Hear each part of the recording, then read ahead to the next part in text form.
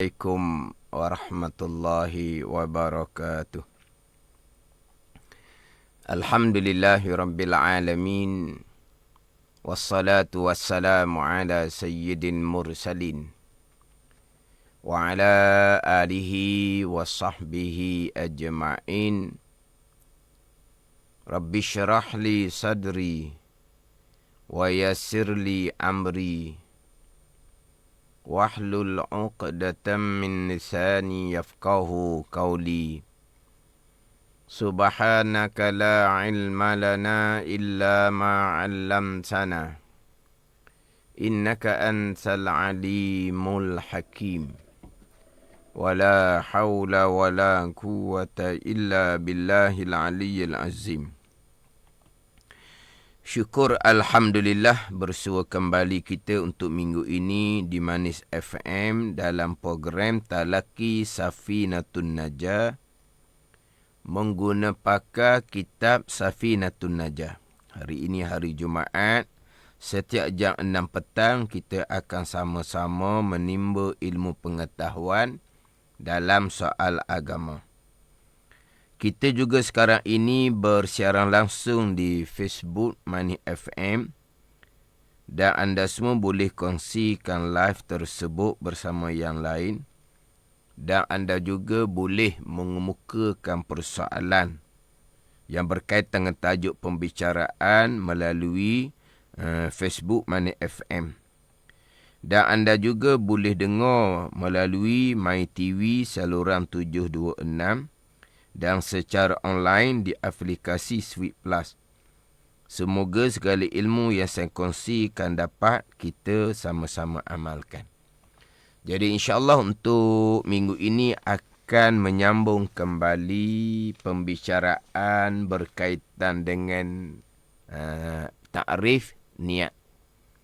Jadi dalam kitab Safinatun Najah ni, selepas daripada selesai membicarakan enam fardu wuduk. Fardu wuduk yang pertama niat, yang kedua membasuh muka, yang ketiga membasuh tangan serta 2 siku, yang keempat menyapu kepala, yang kelima membasuh kaki serta 2 buku lali, yang keenam tertib. Selepas bicara ke-6 fardu wuduk, dibicarakan tajuk berkaitan dengan niat tu pula. Niat tu apa dia, di manakah tempat berniat, waktu manakah yang diwajibkan berniat. Kemudian selepas daripada bicara bab niat, dibicarakan berkaitan dengan tertib, apa dia tertib. Selesai, dia akan masuk kepada tajuk air. Tajuk air. Kemudian dia akan pergi kepada tajuk perkara-perkara yang mewajibkan mandi. Cuma dalam kitab Safinatun Najah ni tidak didatangkan pembicaraan berkaitan dengan perkara-perkara yang disunatkan ketika berwuduk. Jadi cadangan sayanya selepas selesai pembicaraan berkaitan dengan apakah dia niat, pembicaraan tertib. Jadi sebelum masuk kepada pembicaraan berkaitan dengan air, terlebih dahulu saya nak pergi kepada pembicaraan berkaitan dengan perkara-perkara yang disunatkan ketika berwuduk, yang tidak didatangkan dalam kitab Safinatun Najah ni. Sebab perkara yang sunat ketika berwuduk pun nak kena titik berat juga untuk dapat kesempurnaan ketika berwuduk. Jadi terdahulunya sudah masuklah pembicaraan berkaitan dengan niat ni. Jadi saya akan sambung lagi pembicaraan berkaitan dengan niat. Kalau sidang pendengar menggunakan kitab Safinatun Najah hok Jawi. Dia ada Safinatun Najah terjemahan Jawi. Dia ada Safinatun Najah terjemahan hok Rumi. Kitab Safinatun Najah ni kitab Arab. Cuma dia ada terjemahan Jawi, dia ada terjemahan Rumi. Jadi yang saya nyatakan muka surat ni adalah kitab Safinatun Najah hok terjemahan Jawi. Kalau Safinatun Najah terjemahan Jawi, muka surat 4, baris yang ke-3 daripada atas. Qala al-muallifu rahimahullahu ta'ala wa nafa'ana bi'ulumihi amin. Mahalluhal qalbu wa talaffuzu biha sunnatun wa waqtuha inda ghasli awwali juz'im minal wajhi. Terjemahan di bawah. Bermula tempat niat itu di hati. Tempat niat adalah di hati. Dan bermula melafazkan dengan niat itu sunat. Tempat niat di hati. Kemudian sebelum berniat, dilafazkan niat terlebih dahulu. Kalau contohnya niat wuduk, contohnya lah nawaitul wudu'a, nawaitu fardal wudu'i, nawaitu rafa'al hadasi. Itu lafaz niat. Kalau sembahyang kok, usolli fardal asri, itu dipanggil berlafaz niat. Berlafaz niat hukumnya adalah sunat. Tempat bagi niat adalah di hati. Itu ijma' ulama'. Ijma' ulama', tempat niat adalah pada hati. Kemudian yang terdahulunya, apa dia niat? Apa makna niat? Niat ni mengkosakkan, mensahajakan sesuatu perkara, mensahajakan sesuatu perkara, hal keadaan menyertai dengan buat. Jadi maknanya, kalau niat wuduk adalah ketika permulaan fardu wuduk, iaitu membasuh muka. Kemudian niat sembahyang, saya campur dengan niat sembahyang, permulaannya adalah takbir. Maka berniatnya adalah disertakan ketika takbiratul ihram. Jadi niat ni dia kena kosakkan sesuatu amalan, kosak wuduk, kosak sembahyang. Kosak tu bila hal keadaan berserta dengan perbuat. Mana permulaan fardu wuduk adalah basuh muka. Maka berniat adalah ketika membasuh muka. Permulaan salat adalah takbiratul ihram. Maka berniat adalah ketika takbiratul ihram. Itu makna bagi niat. Kemudian niat ni. Kemudian terdahulu saya sudah bicara. Yang mana niat ni wajib disertakan di permulaan adalah pandangan dalam mazhab Syafi'i kita. Adapun jumhur kebanyakan mazhab-mazhab yang lain, mereka tidak menghukumkan niat tu mesti di permulaan. Diharuskan berniat sebelum daripada berwuduk, sebelum daripada takbiratul ihram. Cuma mazhab-mazhab yang lain berniat di permulaan wuduk, di permulaan sembahyang, hukum adalah sunat. Sebagaimana saya sebut telah terdahulu, kita belajar fiqh ni, yang mazhab Syafi'i kita tahu dah. Niat ketika membasuh muka. Niat ketika membasuh muka ketika berwuduk. Niat ketika takbiratul ihram dalam solat. Kita maklum dah. Adakah semua pandangan mazhab seumpama tu? Tidak. Pandangan mazhab-mazhab yang lain hanya sunat sahaja. Letakkan niat di permulaan, dibenarkan niat sebelum daripada berwuduk, sebelum daripada takbiratul ihram. Kemudian, terkadang kita bermadzhab Syafi'i. Kita bermadzhab Syafi'i, kita diuji dengan kesukaran untuk berniat ketika membasuh muka wuduk. Kita diuji dengan kesukaran untuk berniat ketika takbiratul ihram.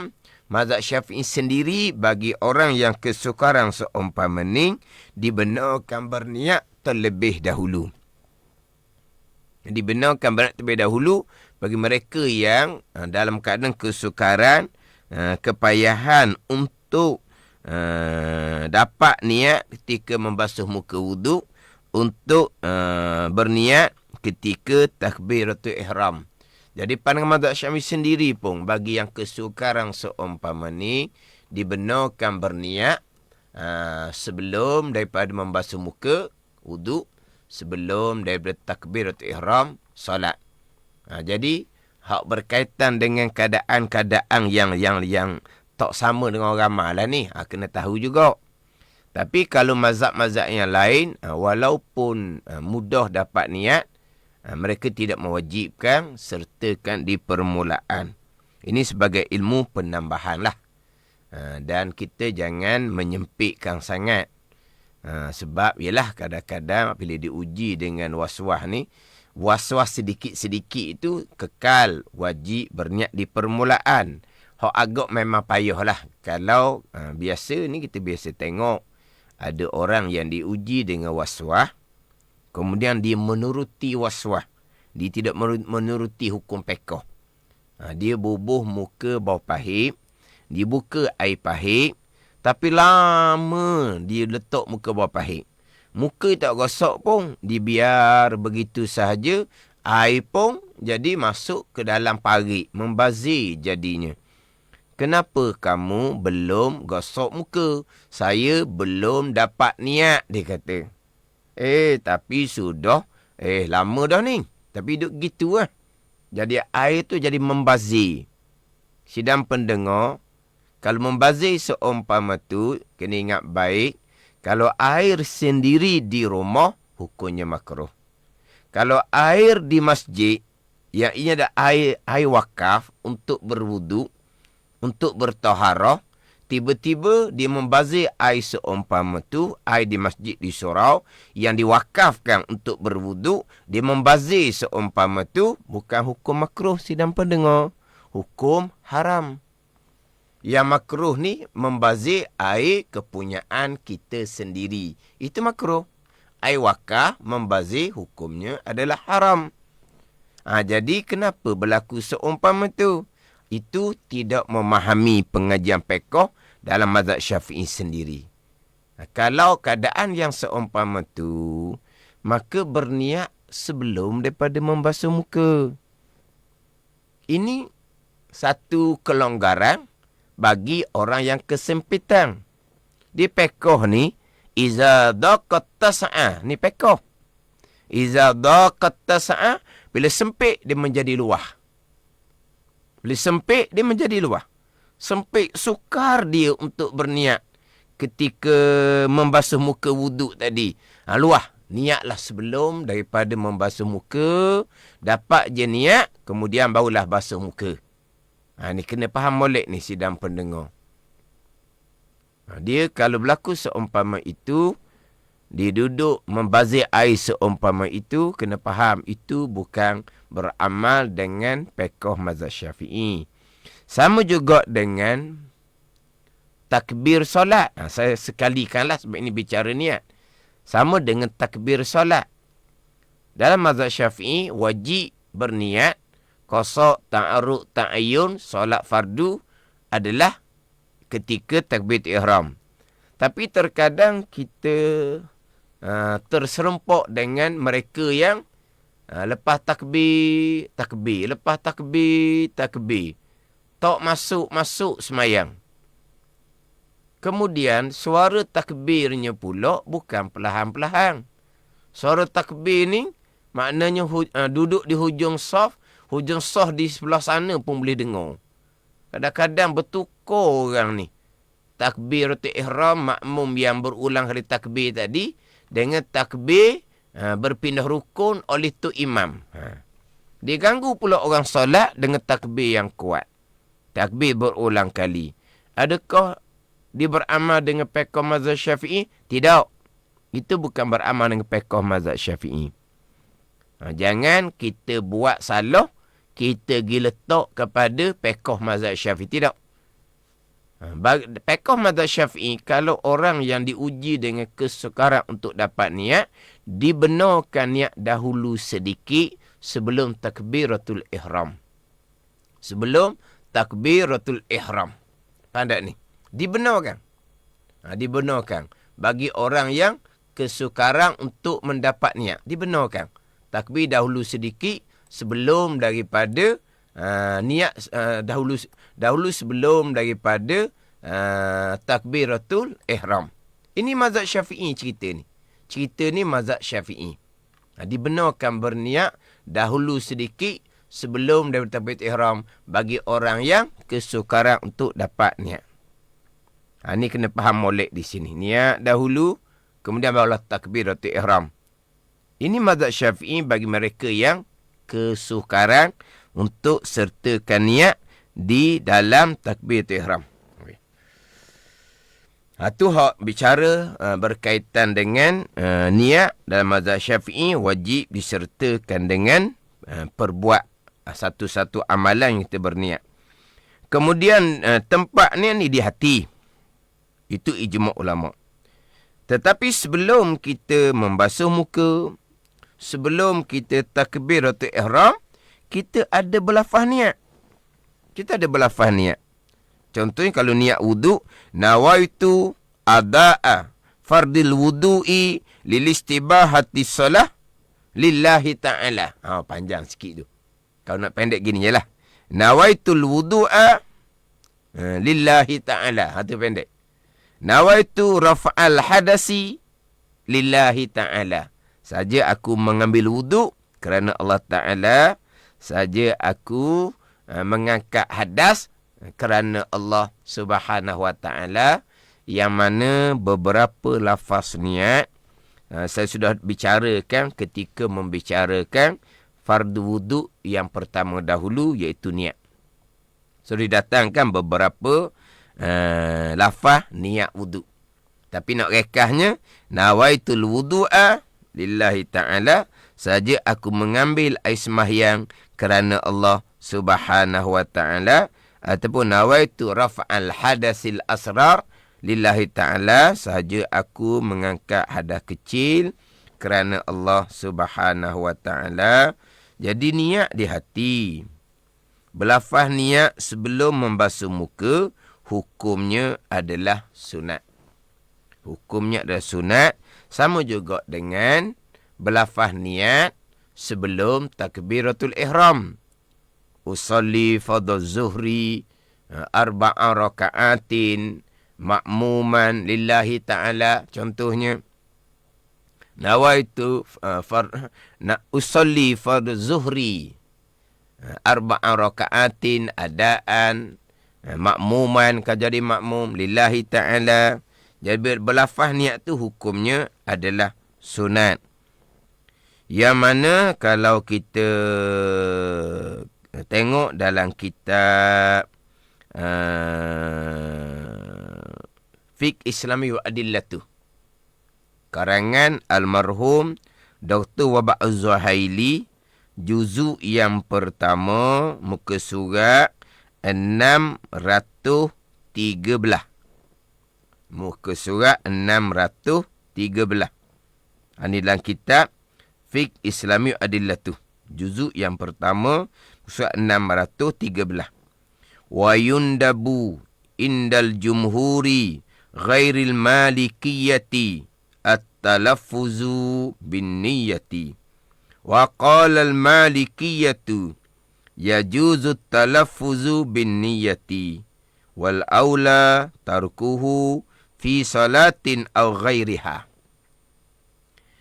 Dan disunatkan di sisi jumhur kebanyakan mazhab, melainkan al-malikiyah, melainkan ulama-ulama fiqh yang bermazhab maliki, disunatkan akan berlafaz dengan niat. Jumhur. Di kalangan ulama-ulama bermazhab Hanafi, di kalangan ulama-ulama yang bermazhab Syafi'iyah, dan juga Hanabilah, di kalangan ulama-ulama bermazhab Hambali, berlafaz niat hukumnya adalah sunat. Yang tidak sunatnya di sisi pandangan ulama-ulama fiqh yang bermazhab Maliki, dan berkata Al-Malikiyah, ulama-ulama mazhab Maliki, harus, tidak sunat, harus oleh berlafaz dengan niat, dan aula meninggalkan berlafaz. Comel jangan duk berlafaz lah. Sama ada pada semayang ataupun lainnya, melainkan bagi orang waswah dalam mazhab Maliki, sunat berlafaz niat juga. Dia sidang pendengar, pandangan ulama sunat berlafaz niat ini bukan pandangan imam-imam mazhab. Bukan pandangan imam-imam mazhab. Bukan pandangan Imam Syafi'i. Pandangan Asy-Syafi'iyah. Ulama fiqh yang bermazhab Syafi'i, yang mana pandangan-pandangan yang mengatakan berlafaz dengan niat ni hukumnya sunat, ada kalangan ulama-ulama mutaakhirun, ulama-ulama yang kemudian. Faham tak ni? Dia berlafaz niat ni, yang ada pada masa Nabi hanyalah berlafaz niat ketika niat ihram haji dan umrah jua. Ketika salat, Nabi tidak berlafaz niat. Ketika berwuduk, Nabi tidak berlafaz niat. Yang Nabi berlafaz niat adalah ketika mengerjakan haji dan umrah sahaja. Jadi di kalangan imam-imam mazhab, tidak disunatkan berlafaz niat. Yang mana berlafaz niat ni di kalangan ulama-ulama mutaakhirun, ulama fiqh yang kemudian. Bila mereka melihat ada di kalangan orang yang agak payah nak dapat niat, maka mereka pun anjurkan sunat berlafaz niat dahulu. Kemudian apabila kita contohnya membasuh muka wuduk, kita sebut dengan lidah terlebih dahulu. Maka mudah-mudahan apabila lidah kita sebut niat ketika kita basuh muka, mudah-mudahan mudah kita dapat berniat. Tempat niat di hati. Pada ni. Sebab itulah sunat berlafaz niat ni, dia punya illahnya adalah liyusa'idal lisanul qalba, bukan lilitibar, bukan kerana ikut Nabi. Liyusa'idal lisanul qalba, supaya menolong oleh lidah yang berlafaz tadi akan hati yang berniat ketika membasuh muka, akan hati yang berniat ketika takbiratul ihram niat solat. Itu je kerana dia. Faham tak ni? Lepas tu timbullah berlafaz niat ni di antara perkara yang bid'ah yang hasanah, bid'ah yang elok. Sebab apa? Sebab berlafaz niat. Kenapa berlafaz niat? Sebab nak menolong akan kebajikan. Wa ta'awanu 'alal birri wat taqwa. Bertolonglah atas kebajikan dan ketakwaan. Apa dia kebajikan sekarang ni? Kewajipan berniat. Tiba-tiba nak berniat ni payah, diuji ni jadi payah. Maka bertolong dengan berlafaz dahulu, sebut dengan lidah. Sebut dengan lidah dahulu sebelum basuh muka, berwuduk, sebut dengan lidah dahulu sebelum takbir ketika solat. Mudah-mudahan ketika basuh muka tu mudah dapat niat dalam hati. Mudah-mudahan ketika takbir solat mudah dapat dengan hati. Itu sahaja. Faham tak ni? Maka dalam kitab kita ni sunat berlafaz niat. Tetapi bagi seseorang yang tak ambuh berlafaz niat, okeylah, jalanlah. Dia mudah dapat niat. Alhamdulillah. Maka dia pun tak ambuh berlafaz niat. Sebab tidak perlu kepada lafaz niat untuk menolong hati, sebab hati dia mudah dapat niat. Tak payah berlafaz. Jadi berlafaz niat ni adalah supaya kita mudah dapat niat ketika kita basuh muka contohnya. Faham tak ni? Ni maknanya dalam bab berlafaz niat ni jangan duduk nak ni. Sekarang ni orang berahi nak berkelahi benda-benda yang khilafiyah. Jadi sebagai dalam kitab Fiqh Islam Wadillah tu, sunat berlafaz niat di sisi kebanyakan ulama-ulama, tapi yang di kalangan ulama mutaakhir lah. Tak apalah. Ada pandangan ulama mengatakan sunat, pandangan ulama bermazhab Maliki tak sunat, hanya harus saja berlafaz niat. Tapi tidak makruh. Harus, cuma aula jangan berlafaz lah. Itu mazhab Maliki. Sebab tu kita kalau kita melihat orang yang berlafaz niat, kita jangan nak pandang berlafaz niat dah puak ni.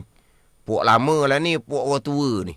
Kita puak muda, puak baru, tak ada berlafaz niat. Pandang ni. Dia diuji dengan payah nak dapat niat ni kepada mereka yang ada nilai amal ibadah dia. Yang dicemburui, yang didengki, yang dimusuhi oleh syaitan. Ni yang dicuba. Supaya ketika nak beriak tu payah. Yang mana kadang-kadang kita yang awak sedap. Bukan bermakna kita mudah dapat niat tu, amalan kita tak bernilai, bukan. Yang mana banyak berlaku ujian sekarang untuk dapat ni, orang-orang yang bernilai amal ibadah dia, orang yang penting amal ibadah. Kalau orang-orang yang nak buat amal ibadah, dia pandai sini kepada orang lain, nak semayang ni, berwuduk mungkin kita tak nampak, sebab masing-masing. Solat kita nampak. Sebelum ditakbir, usolli fardhu zuhri. Dia ni. Mari di hati kita. Apa ni? Pasal orang tua ni. Adakah kita nak menghadap Allah Subhanahu wa ta'ala? Di hati kita ada lintasan seumpama tu. Comel ke kita kalau hati kita seumpama tu? Jadi, nilai diri sendirilah. Nilai diri sendiri. Cuma kalau ada orang yang tambah berlafaz niat, okeylah. Faham tak ni? Okey, tak payah berlafaz niat. Faham tak ni? Benda khilafiyah. Tapi dalam kitab Fiqh Islam Wadillah tu tadi boleh tengoklah. Juzuk yang pertama surat 613. Disunatkan di sisi jumhur. Kebanyakan ulama-ulama. Bukan pandangan imam-imam ni. Di kalangan ulama-ulama kemudian sunat berlafaz niat supaya mudah untuk dapat niat ketika kita membasuh muka wuduk. Sebab tempat niat di dalam hati, di permulaan ketika membasuh muka, dan dapat menolong mudah dapat niat ketika takbiratul ihram, sebab permulaan solat dah ketika takbir. Ada ni. Tapi itulah saya pun tak ada masalah tu. Atas masing-masing. Atas masing-masing. Cuma kadang-kadang hak jenis tu imam yang tak berlafaz niat ni, terkadang tu imam yang tidak, kalau kita pergi bab semayang, kita ni bicara bab wuduk. Kalau pergi pada bab semayang, tu imam yang tidak berlafaz niat, kemudian tu imam yang tidak membaca doa selepas daripada iqamah. Jadi kita makmum ni baca doa dahulu selepas iqamah. Kemudian nak berlafaz niat. Bukan kata makmum nak berlafaz niat. Makmum sedang-sedang angkat tangan, belum selesai membaca doa selepas iqamah, tu imam takbiratul ihram dah. Hak baru-baru sekarang ni. Dia tak ra'i langsung. Dia tengok dah, dia tidak berdoa selepas iqamah. Yang mana doa yang sepakat ulama adalah selepas azan. Selepas azan, sunat berdoa. Doa wasilah kepada Nabi SAW. Doa lepas azan yang kita masyhur tu lah. Hak tu sepakat ulama. Sunat berdoa selepas azan. Selepas iqamah, ulama sudah berbeza pandangan. Tapi pandangan dalam mazhab Syafi'i kita adalah disunatkan juga berdoa selepas dia iqamah, selepas dia qamat, sama doa selepas azan. Tapi ada pandangan ulama tidak lagi disunatkan membaca doa selepas iqamah. Yang hanya disunatkan membaca doa selepas azan sahaja. Jadi bila makmum ni berdoa belaka, tu imam pun Allahu Akbar. Oh ni apa ni? Tak ra'i langsung. Dia pakai hak dia je. Ra'i lah. Tempat kita bermadzhab Syafi'i dan kebanyakan orang kita ni akan berdoa selepas iqamah. Jadi kita tu imam. Kalau kita duduk belakang, kita tak mahu berdoa selepas iqamah tu kita hak kita. Bila kita menjadi imam ni, kita akan membabitkan kedudukan makmum. Ini kena faham molek lah imam-imam. Jadi apabila dia tidak berdoa selepas iqamah, jadi makmum sedang berdoa ni, dia Allahu Akbar. Cukar cemaking makmum. Ada ni, cukar cemaking makmum. Jadi, beri masa yang secukupnya untuk makmum berdoa lepas iqamah. Kemudian, tu imam pastikan saf telah dipenuhi. Saf telah penuh, rapat, betul. Biar pastikan gitu dulu. Penuh, rapat, betul saf. Kemudian itu imam. Kita makmum ni pun usalli lah. Kalau kita nak berlafaz niat. Kalau kita nak berlafaz niat, kita usalli lah. Pada ni. Tu imam lah. Ni terutama sekali hari Jumaat. Terutama sekali hari Jumaat. Hari Jumaat ni makmum bukan seperti makmum waktu-waktu yang lain. Makmum ni ramai sampai ke belakang. Sampai ke duduk tunggu tanah. Pada ni, ramai makmum. Jadi tu imam Jumaat ni, jangan lepas iqamah, betul saf. Lepas tu Allahu Akbar. Makmum belakang, apa? Cukang cemaking. Makmum belakang, cukang cemaking. Pada ni. Sebab apa makmum belakang, bukan kata nak merapatkan saf, nak membetulkan saf. Makmum belakang, baru nak memenuhkan saf. Nak memenuhkan saf. Kemudian nak merapatkan saf. Kemudian nak membetulkan saf. Bukan nak merapatkan saf. Bukan nak membetulkan saf. Makmum belakang baru nak memenuhkan saf. Takbiratul ihram dah. Tu imamnya. Lepas tu terkadang makmum pun takbiratul ihram. Akhirnya, kemudiannya macam mana? Bukan saf tidak dirapatkan. Bukan saf tidak dibetulkan. Bahkan saf tidak dipenuhi. Banyak tempat kosong di tengah-tengah saf. Berpunca daripada imam, tak peduli makmum. Jiwat makmum ni macam makmum sembahyang fardu zuhur, makmum tak ramai. Ni makmum sembahyang fardu Jumaat, makmum ramai. Luar ramai, tanah baru naik. Kena kira-kira lah. Ada ni. Maknanya tu imam ni, penuhkan saf, masuk ke dalam, penuhkan saf. Penuh saf, rapatkan saf. Rapat comedah, betulkan saf. Okey, relax dah. Tenang dah. Taulah, tu imam pun takbir tu ihram. Nak berlafaz niat, tak mau berlafaz niat, atas tu imam lah. Tapi nak ceritanya, jangan cepat sangat. Ini bukan persoalan makmum nak berlafaz niat. Makmum nak memenuhkan saf pun tak sempat. Ini betul ni. Pihak masjid boleh tanya orang belakang-belakang. Tu imam dia tak tahu orang belakang. Tok Bila dia tak pernah duduk belakang. Hari Jumaat dia duduk depan semua. Orang-orang berkenaan masjid, pengusi masjid ke apa ke, mereka kebanyakannya duduk depan, dia duduk belakang. Tanya kau makmum belakang tu, ketika tu imam takbiratul ihram, makmum belakang macam mana? Sudah dapat memenuhkan saf ataupun belum? Dalam sembahyang Jumaat di belakang tu, berlaku tak saf tidak dipenuhi, ada ruang-ruang kosong, tanya molek. Tanya molek hak makmum belakang tu. Keadaan dia macam mana? Dah makmum ni, dia baru berpusu-pusu nak masuk masjid.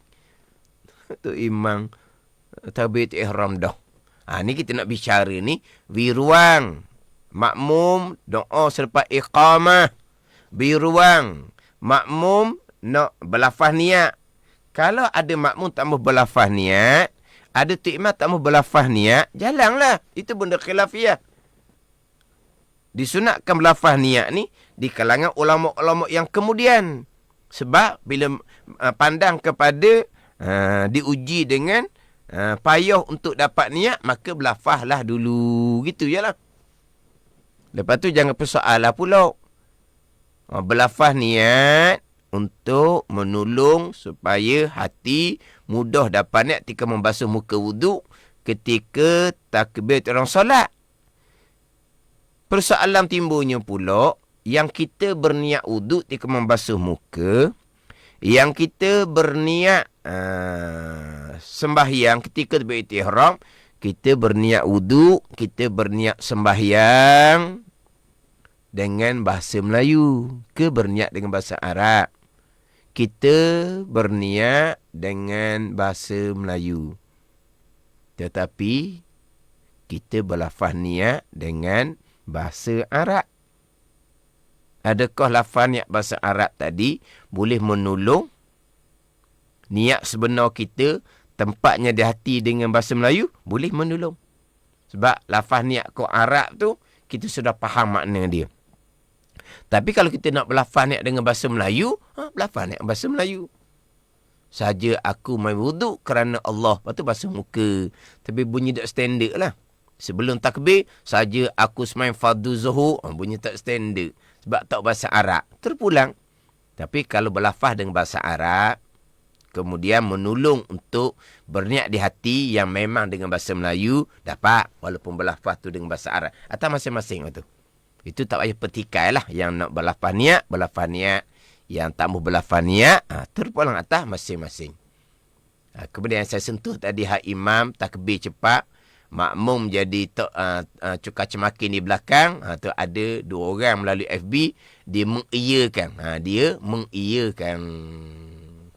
mengiyakan bahawa kalau tu imam dia takbir tu cepat, menyebabkan makmum jadi tak sempat nak memenuhkan saf pada hari Jumaat. Itu diiyakan oleh hak mengikuti live FB. Jadi tu imam kena ambil perhatian lah. Terutama sekali tu imam ketika semayang Jumaat. Kena ambil perhatian molek. Jangan takbir gitu je. Sebab tu imam kena peringatkan makmum, penuhkan saf, rapatkan saf, kemudian betulkan saf. Itu sunnah Nabi sallallahu alaihi wasallam. Jangan tinggal sunnah Nabi sallallahu alaihi wasallam. Jadi tempat niat di hati, berlafaz niat sebelum membasuh muka wuduk, sebelum takbir orang solat, hukumnya adalah sunat untuk menolong hati dapat niat dalam hati ketika membasuh muka wuduk, ketika takbiratul ihram solat. Kemudian tak habis juga kita minggu ni hak berkaitan dengan tajuk niat, kemudian tajuk tertib nanti. Sebab ada beberapa soalan ni. Saya ada ambil beberapa soalan dalam FB ni. Sebab kita maklumlah maghrib waktu dia masih lagi awal. Saya pun kena berhenti cepat sedikit. Jadi satu soalannya soalan Muhammad Nur Azmi. Assalamualaikum Ustaz. Waalaikumsalam. Lafaz niat adalah sunat ulama mutakhirin. Muqaranah dalam niat adakah wajib dalam mazhab Syafi'i? Muqaranah dan niat wajib dalam mazhab Syafi'i kita.